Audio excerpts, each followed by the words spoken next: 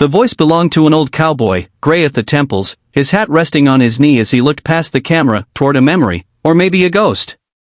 His words pull us in, setting the stage for a story the town tried to forget, but he never could. Back then, she was known as Mara Lynn. Tall, sharp-eyed, with a fire in her spirit and danger in her stride. Her arrival in Willow Creek set the town ablaze with whispers. Some said she'd run from the law. Others swore she was a dancer from back east, caught in some scandal with a senator. But no one really knew Mara. They just talked. Except for Cole Braddock. Cole was a rancher on the outskirts of town, rough hands, quiet voice, and the kind of gaze that saw deeper than skin.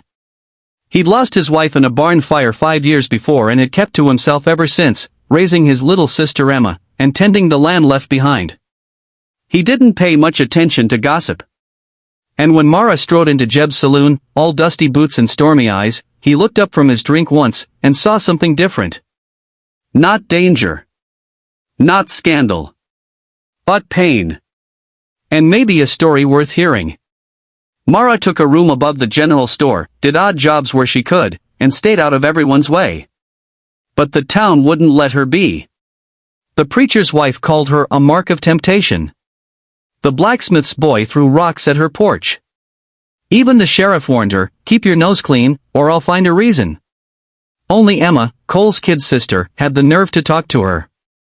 Do you know how to braid horse tails? She asked one morning outside the store. Mara smiled softly. I do. And that's how it began.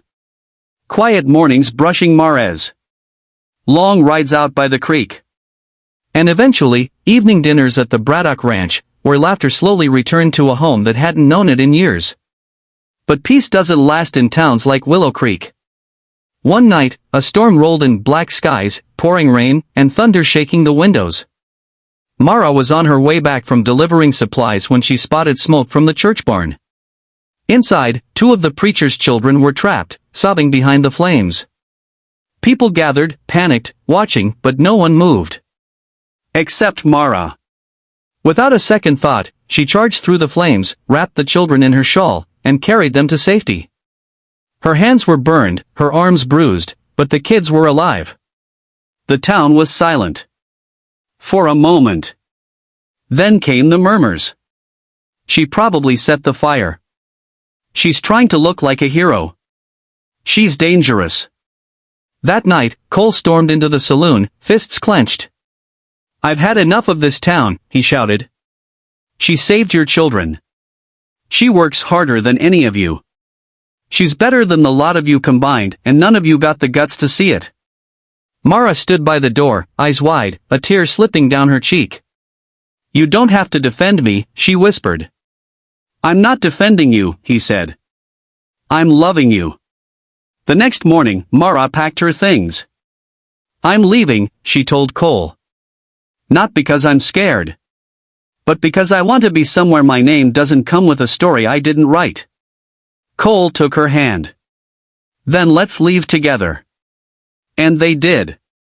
They moved to the edge of Wyoming, bought a patch of land, and built a ranch from the dust up. Emma joined them, growing into a strong young woman, helping train mustangs and raise chickens. Mara kept her fire, but her heart finally knew peace.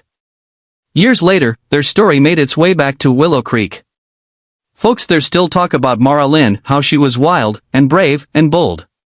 But now, they end it differently.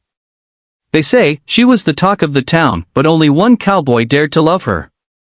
And thank God he did.